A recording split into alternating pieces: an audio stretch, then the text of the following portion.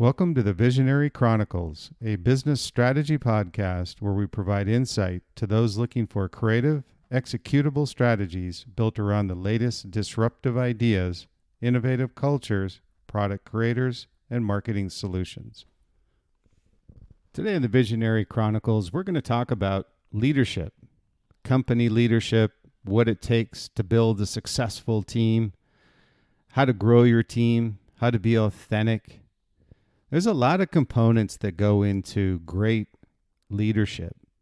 And there's many different types of leaders. There's business leaders, those leading our armed forces. Could be all kinds of different leaders out there. But each needs to have a common thread in order for them to be successful in whatever they do. And I hear a lot of people talk about, well, you're just a born leader or you're not a born leader. And to a certain degree, I believe that. But I also believe that there's a lot of things that go into being a great leader, what I call traits. And what we'll talk about are what are those traits that are common with great leaders. You may think sometimes these leaders of great companies were effectively good leaders themselves. Or was it the product? Or was it the marketing? Or something else outside of what made them a great company and not a great leader? So when we look at these traits, a lot of these leadership qualities are driven around either having a great product, having a great brand that's generational in nature, or finding a solution to something that consumers never knew they needed. And this can go all the way back to discovery of oil, gasoline, steel mills, automobiles, everything that we currently use and take for granted today. We're all inventions of great inventors or leaders, whatever it may be. But when we look at the context of what makes a great leader, it's completely different than maybe someone who is a great inventor. So when we look at leadership, the first thing people focus on is talent. And certainly by all measures, you need great talent. You have to be very talented and know your industry and have great functional expertise in order for you to properly lead your team. Now, I agree that talent needs to be there. But let's take a look at some of the other traits of great leaders that are all encompassing. And for the most part, when you look at great leaders of great companies and brands, they're very passionate. And what I say about passion is you have to really be passionate not only about the industry, the brand you work for, but also very passionate about identifying the vision for the future of your company, which comes from the leader of the company. So not only do you need talent, you have to have a passion for what you're doing and where you're going. If this doesn't get conveyed from the top down, it doesn't spread across the entire company and the community that this brand is trying to reach.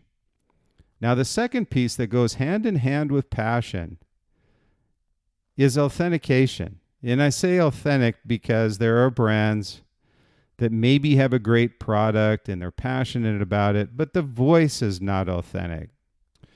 The leader has to have credibility. And having said that, authentication is everything.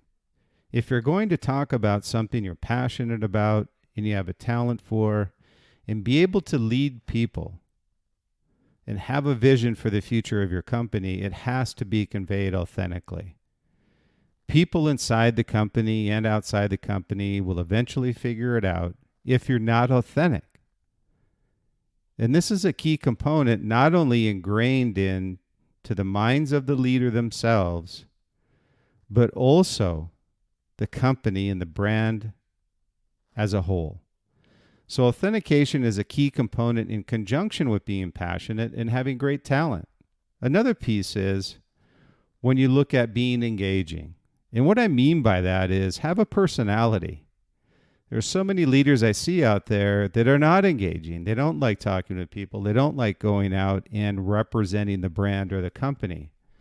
Now, this is one of those intangibles that I find with leaders is they either like being in public or they don't.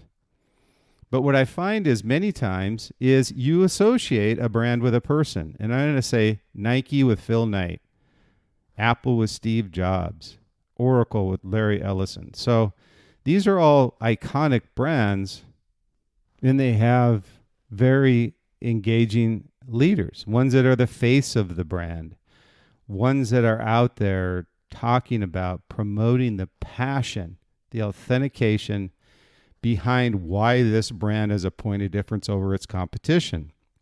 But they're also able to easily and passionately and authentically convey their vision for the company. Vision is an overriding thing that all leaders have in place. And being able to convey that vision and execute that vision authentically is a huge component as to what's made them successful as a leader. And expectations is another one. A lot of people will identify expectations as what the leader expects of others. And that's true. But the great leaders are ones that have high expectations of themselves and be able to engage with others, set the vision of where the company and brand is going, provide the tools for those inside the company to succeed and execute that vision you're talking about. So having expectations for others is one level.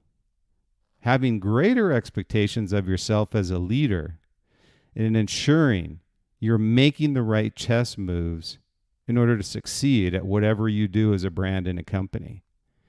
And many times that comes through this servant leader. People talk about the servant leadership side of a company. And that really comes down to a leader as well, being able to develop people, the ability for you to service and be humble enough to serve others.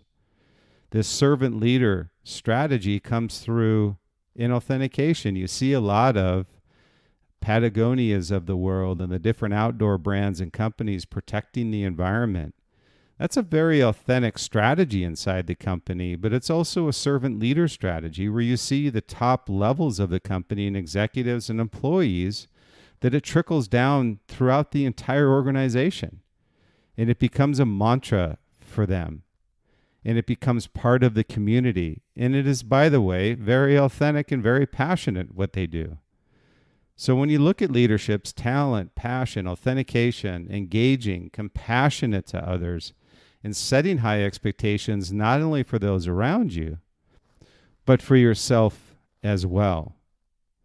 So the servant leader strategy comes through the leader themselves, but then trickles down into the entire organization. So there are many brands that deploy this, but they do it strategically to ensure that it does in fact help with the environment or help with the cause that you're trying to promote. So when you look at this strategy of what a leader actually does, this is a lot of inherent qualities that are part of their personality. So it goes back to the question of, are leaders born? Many times they are. And in almost every instance, they are. But there are those that can build these inherent qualities, which, by the way, talent is just one piece of it. You need to have that passion. And you need to have the ability to serve others and be humble enough to do so. Plus, create a path for others to follow. And there are many brands and leaders that have done this.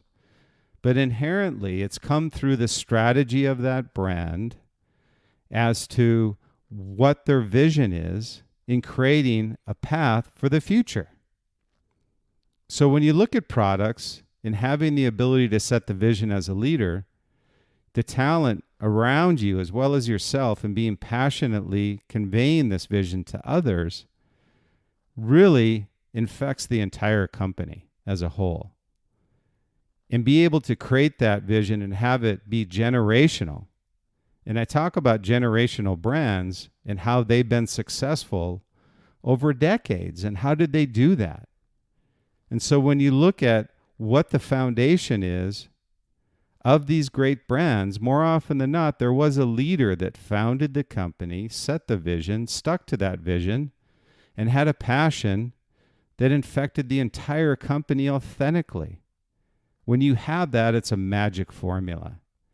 And there are many great brands that are the poster childs of this strategy for these great leaders. Now, they've stumbled along the way. I don't ever want you to think that they're perfect. But we talk about failure as well. Failure is part of the development process of being a great leader. Those that never failed have never tried anything, Einstein said. So go out and try things. Fail. And as a result, you can show others how to move beyond failure, but reward them for failure. If you don't fail, you're not moving forward. Thomas Edison famously said with the light bulb, I've said it many times, is I haven't failed. I've just found 10,000 ways it doesn't work. So it's a great attitude to have as you move forward in your leadership of your company or your brand. And I talk about there's different types of leaders as well. Those that lead our troops, those that lead the armed forces, these what they call drill sergeants, but they've got a very unique quality of how they lead their troops. And they have a dedicated team behind them because they are passionate on how they're serving and who they're serving. And they're very authentic. And they have high expectations, but yet compassionate to those around them. And then there are the independent leaders, those that don't feel comfortable turning over their leadership to others to have them grow and develop in their role and have them eventually be a leader of the company at some point. Now, these types of leaders inside of companies are ones that squash the development of employees underneath them. It's okay to be independent, but understand, in order to be a leader, you must let go. And Stephen Covey, in his 7 Habits, talked about this, that the independent side of where you're at is in the second tier of this dependence, independence, and interdependence, growth of a person.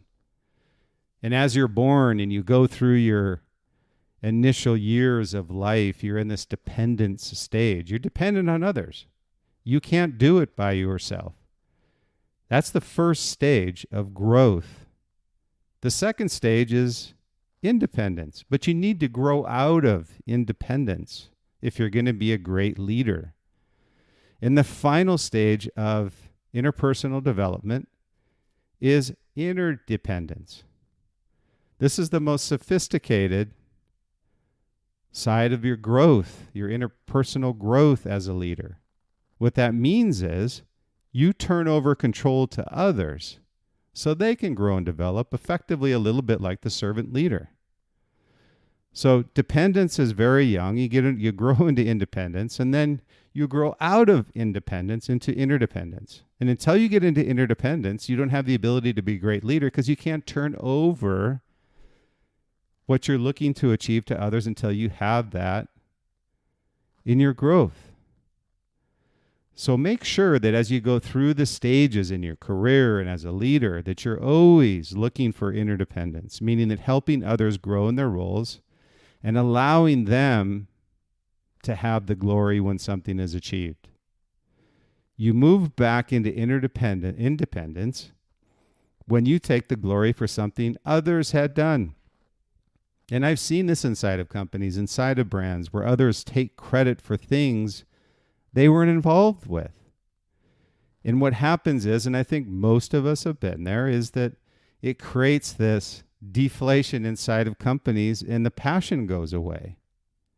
Passion is driven by the ability to execute on a vision, driven by the leader from the top down, authentically and passionately, and engaging with others and allowing them to be successful in developing and growing through interdependence and independence.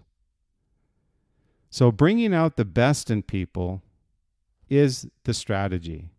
And in order to do that, you need to have interdependence as a leader, but you also need to have the talent to talk to them about what you're looking to achieve, be passionate about that vision, be authentic in what you say, be engaging with others, and yet compassionate as well.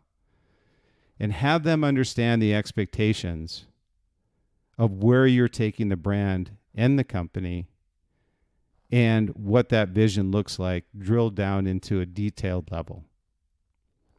Build people up so they can stand on their own.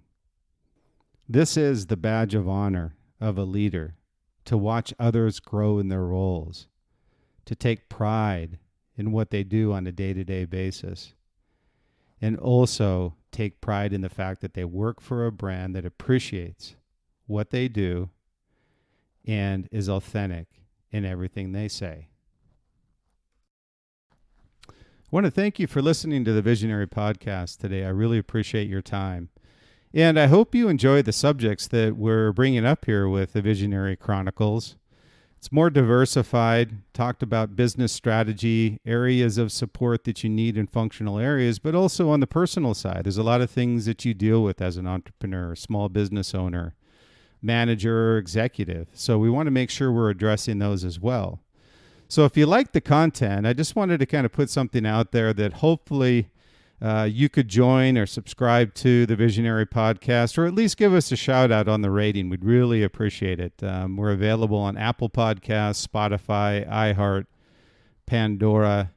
And for those that do give us a rating, we're also going to be doing some giveaways. We'll have some t-shirts, some different stickers, some rings that we're giving out, some super cool rings on the Visionary side.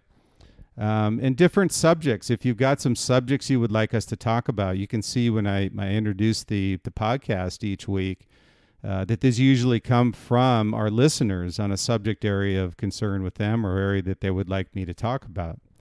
And also, we're going to be starting our interviews. And if there's anybody out there, we've got about 10 lined up right now. We have former executives from action sports industry, sporting good industry, ones that you'll find very intriguing. We're going to have also some graphic designers that will be joining the podcast as well. So if you've got an idea of some people we might want to interview, I'd certainly appreciate it.